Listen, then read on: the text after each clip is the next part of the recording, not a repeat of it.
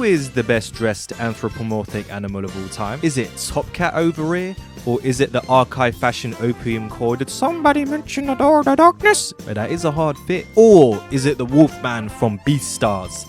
I don't know the dude's name, I'm not a furry. It's a trick question, by the way. The correct answer is the Polo Bear. You are not him. You could never be him. He is Paddington Bear in the timeline where he's Patrick Bateman, a businessman, a sportsman, a sophisticated man. And he has hundreds, if not thousands, of hit fits. And we must study the beast. Learn from it. So let's start from the beginning. The Polo Bear is a mascot manufactured by this little indie underground business core preppy clothing brand that you might not have heard of. It's 1991. Fresh Prince is on TV. Terminator 2 just came out.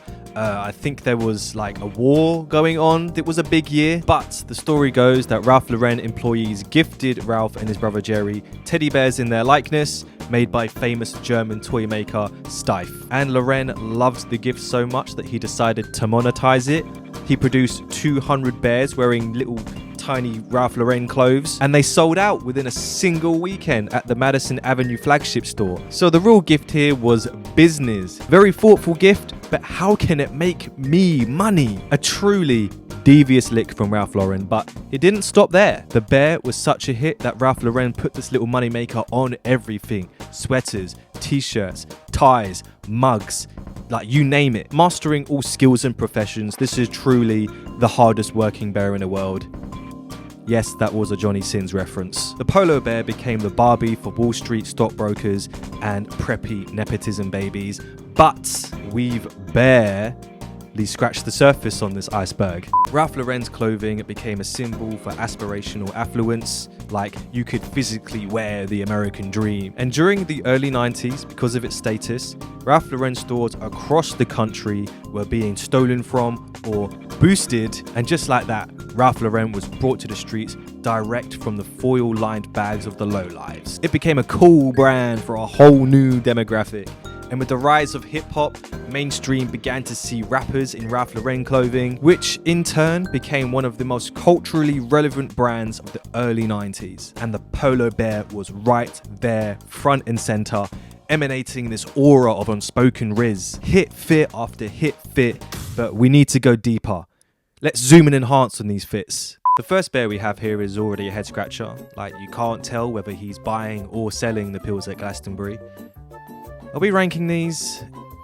Sure, why not? This is Polo Bear's real day job, Sweet Life of Zack and Cody, Mr. Mosby looking as is a 6. Cowboy hat, bold, daring, with the socks tucked into the jeans. Subtle bandana on the neck. This is peak vintage performance, great form.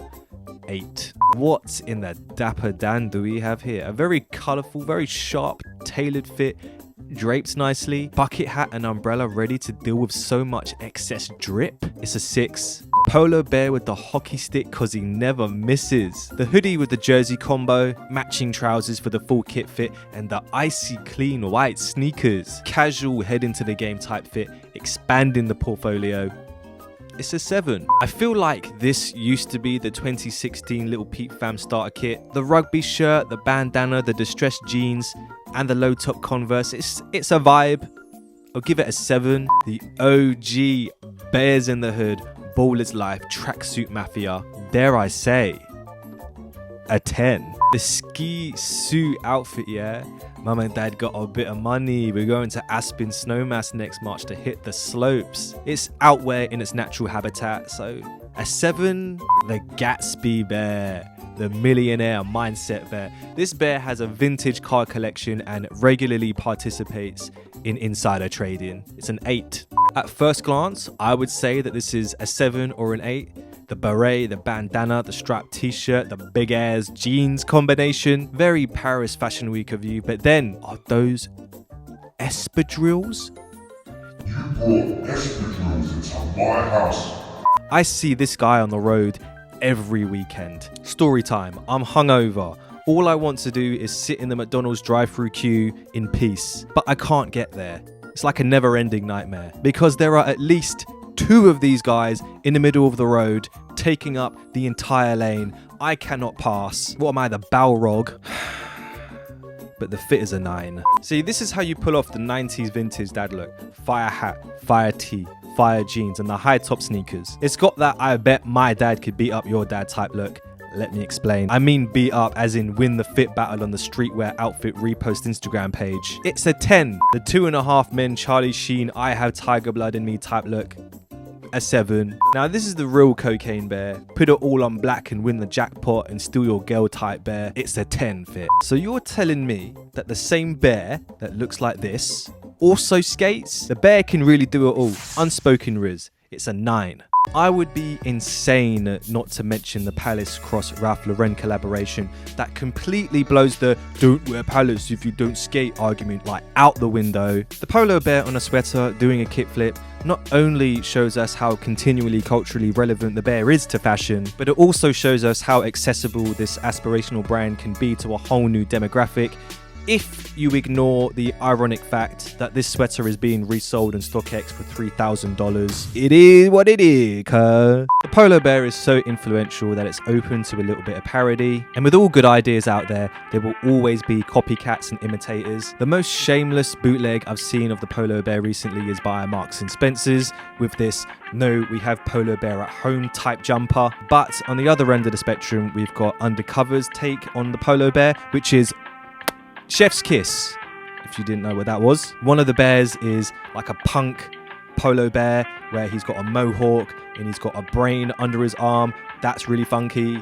And another one, I think he's meant to be Death incarnate or something like that, but he's got the polo bear's head under his arm and some glowing eyes. He kind of looks like an Ewok. So are you a different animal but the same beast? FTP had an interesting take on the bear. He has a balaclava now. DGK had an interesting take on the bear as well. You know, very similar to FTP, but instead of a balaclava, it's a Jason Voorhees mask, or, you know, like, it is meant to be a Jason Voorhees mask. I know it's a hockey mask, but, you know, we all get the reference. Beams decided to go for the polo cat. And of course, Stuzy had to make theirs into a rap. There is plenty more out there, I am sure. But by far, the craziest parody out there is by their own creator, an attempted NFT collab bears collection. As of recording this video, the project seems pretty much dead. Like, the website is offline, the Discord is gone, the socials haven't posted in a year.